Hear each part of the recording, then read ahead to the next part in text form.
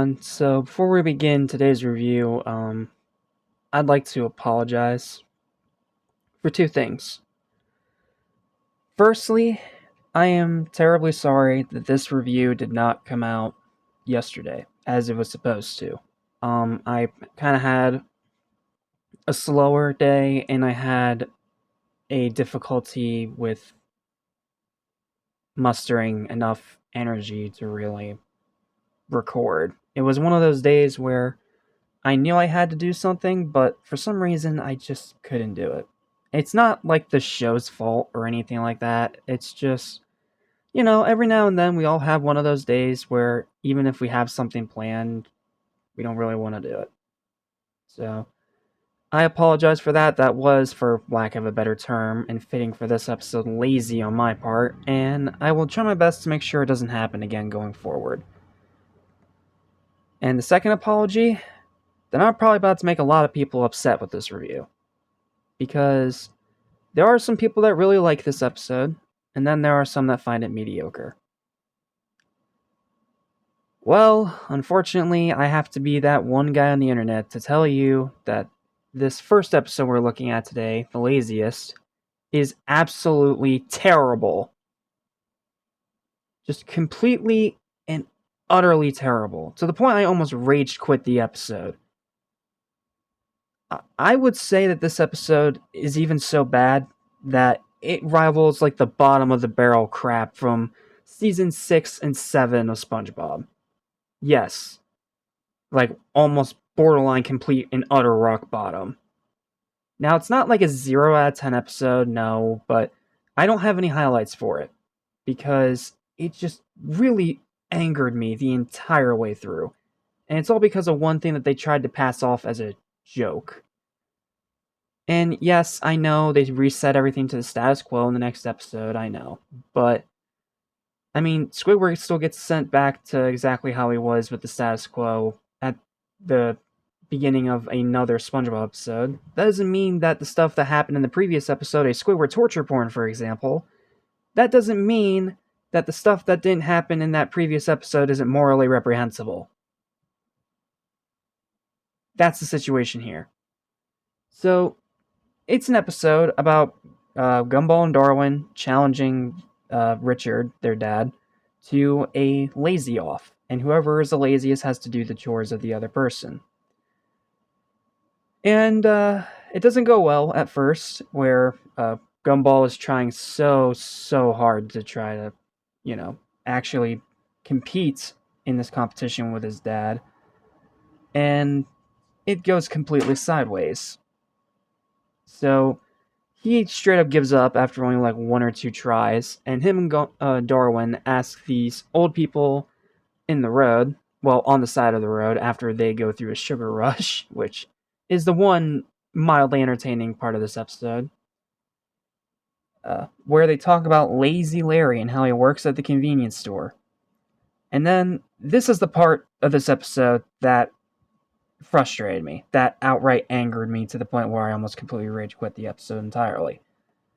There is a gag here where Larry explains how he has a house, a job, a girlfriend that he wants to marry, and just a really solid life. So Gumball and Darwin, in an act of absolute selfishness and some of their worst characterization that I have ever seen on this show, they completely harass him to joining this lazy off to beat Richard, to the point where they completely destroy his life. They destroy his car after hijacking his radio. They make him yell at his girlfriend, getting him dumped and left in an old shack, it looks like. Which, I get it. The shack is a regular show reference, apparently, and whatever. And then he becomes his alter ego, Lazy Larry, and you think, okay, well, after all of that and doing all that super screwed up crap, you'd think that they'd actually have some kind of payoff by having him show up and beat Richard, giving him some kind of victory. No, he gets so lazy that he doesn't even show up to the lazy off at all. Meaning that entire scene of them going to Larry and ruining his life just to try to convince him to join in this lazy off against Richard was completely and utterly pointless. Completely pointless. Like, you could literally cut that part out and not miss a thing, because what happens next? Darwin and Gumball have to keep trying to participate in the lazy off themselves. And then the episode ends with Richard tricking them into having to do his chores anyway, because he gets off the couch right as Nicole's car pulls up, and then he acts like he's done chores all day as soon as she comes through the door, making her immediately, assume that Gumball and Darwin were being lazy all day. And the episode ends with Richard in victory despite causing this whole stupid thing, and him just drunkenly falling off the couch and smiling disgustingly of his evil triumph. This is one of those episodes where I don't like anybody, aside from Nicole. And even then, Nicole falls for the easiest stuff, which, I get it, it's her husband. Benefit of the doubt, I get that. But, I mean, come on, she's put him in his place in a few other episodes in this exact same season. You mean to tell me that in this one little instance, she would not do that? Are you freaking kidding me? Just no. And the writing it's so repetitive and dumb, and as soon as it got to the point of them ruining Larry's life for a gag that doesn't even have any payoff, yeah, no, I wanted to rage quit the episode because that is absolutely screwed up on every single level.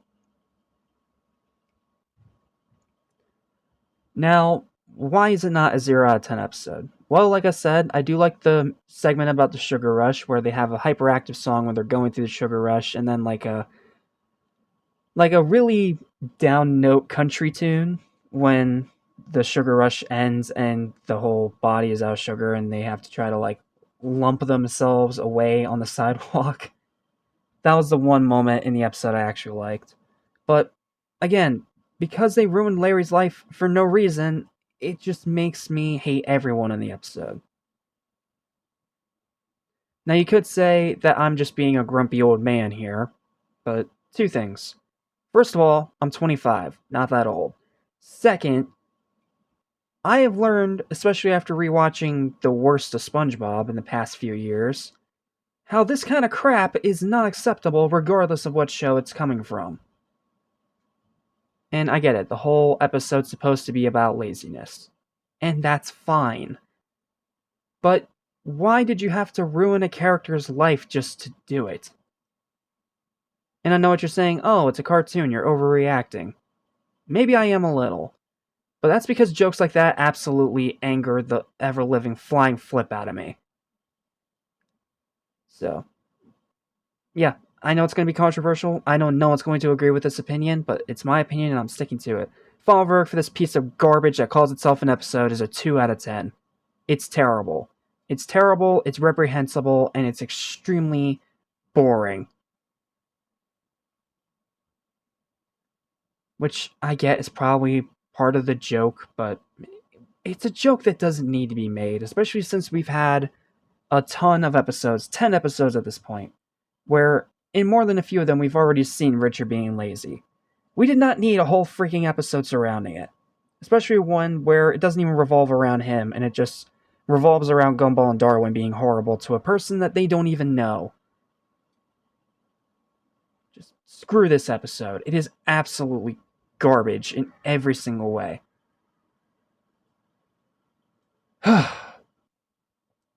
Thankfully, though, that's the only bad episode we had to talk about today, because the one that this is paired with, as well as the two after this one, are all really good episodes. So, thankfully, we can still end this on a positive note, despite my ranting, with a great episode, The Ghost. Now, this episode, on the other hand, is very entertaining. I can't say it's like one of my favorites of the season, but it has more than a few really cool highlights and more than a few really clever moments that I do want to talk about. So, let's dive into this episode and see why it's easily the best of these two, because, the last one was garbage. So, in this episode, after accidentally offending Carrie by eating their food loudly in front of her, and for those of you that don't know what Carrie is an emo ghost. Yeah. Like, literally a ghost with emo hair and talking about, you know, goth stuff. Like, imagine if, I don't want to say Sam from Danny Phantom, because I don't think that's an accurate description.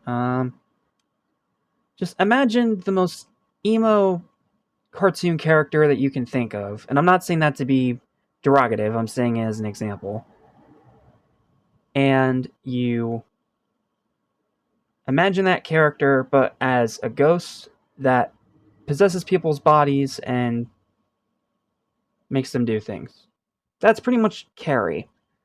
And Carrie's not doing this because, she's like a malevolent spirit or something like that. No. She's doing what she's doing because it's something that she can't do as a ghost. So, feeling guilty for accidentally eating their food loudly right in front of her, Darwin suggests that Gumball allow Carrie to hijack his body for a little while. And after a little bit of convincing, Gumball does do so because he is helping a friend, and Carrie goes on a massive binge of stealing people's food, of threatening a bunch of people, and by the time that she is satisfied and leaves Gumball's body, he's in a heap of garbage outside of the house and fat. There's no way around it. That's what this episode is. It's Carrie possessing Gumball to make him more fat because she wanted the thrill of being able to eat anything and everything without it passing through her, because as it goes, she can't feel, she can't smell, and she can't touch. And whenever she tries to eat anything, it just falls out underneath her little spectral tail. So you can see that she's not malevolent and she's not like being mean about it. But you can tell that she does get a little bit addicted to it. And Gumball suffers in the process. And the rest of the episode is Gumball trying to find a way to keep Carrie out of his body because of how horrible the binging makes him feel. And it all comes to a head where Gumball takes some advice from his mom after he gets so fat he literally has to roll into the living room to talk to her. And he straight up says no. So the episode then climaxes into a confrontation of him while Carrie is still in his body, this time taking it forcefully because she's getting addicted to this whole food binging thing. And finally, after showing her that she made him eat part of an old flip-flop from the garbage, she finally understands that she went too far. She gets out of Gumball's body, and, she gets really sad about not being able to touch or eat or feel anything again. So then Darwin and Gumball come up with the most clever of ideas, where they take Carrie to their house, let her possess Richard, and then Richard goes on a binging spree, possessed by Carrie, inside the house. And Darwin calls it a happy ending, when it's literally a happy ending for everyone except for Nicole. And the episode just ends. So, this is a pretty great episode in my opinion, not only because it's a supernatural episode, which I've always had a bit of an affinity for because I'm a horror fan. I really like dark things in animation. And there are some really good jokes in this one. Like, really, really good. I already mentioned one of them. So, why don't we move on and talk about the actual highlights? First one is Possessed Gumball. The design they came up with him is really, really cool, making him look very feral with the red eyes, but him being like all like jagged with his movements because he's possessed by a ghost. It's a really cool design, and I do really, really like it. Like I said, I like this kind of stuff, so I understand that that's just my bias. Then the second highlight is the first person point of view feeding frenzy, the first time, where the entire binge, first binge that Carrie goes on inside of Gumball's body is all done in a first person perspective.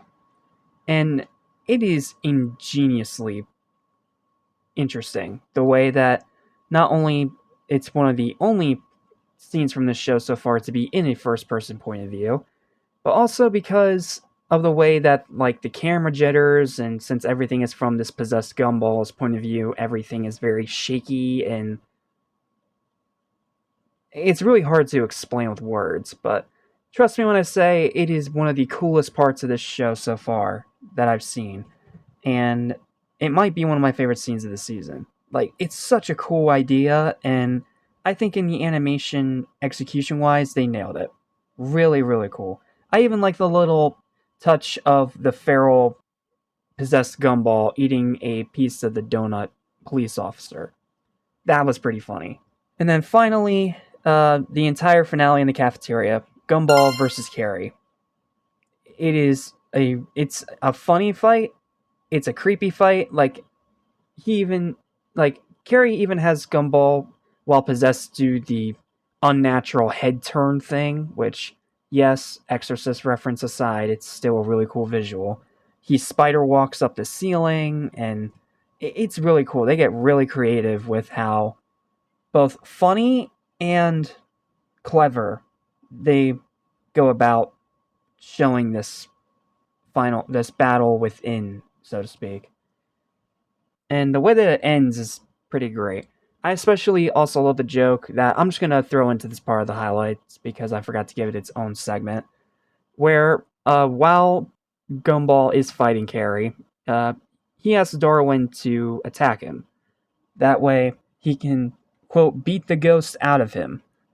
But that's when Gumball gets tossed out the window, Carrie unpossesses him, and Darwin still smacks the living tar out of him anyway because he didn't know he was unpossessed until he looks over and sees Carrie floating there.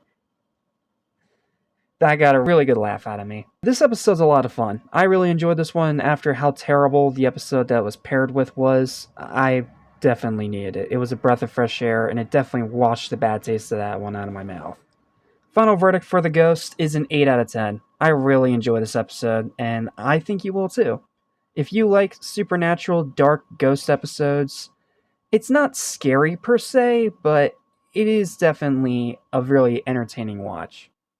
Highly recommend giving it a view, if you haven't already.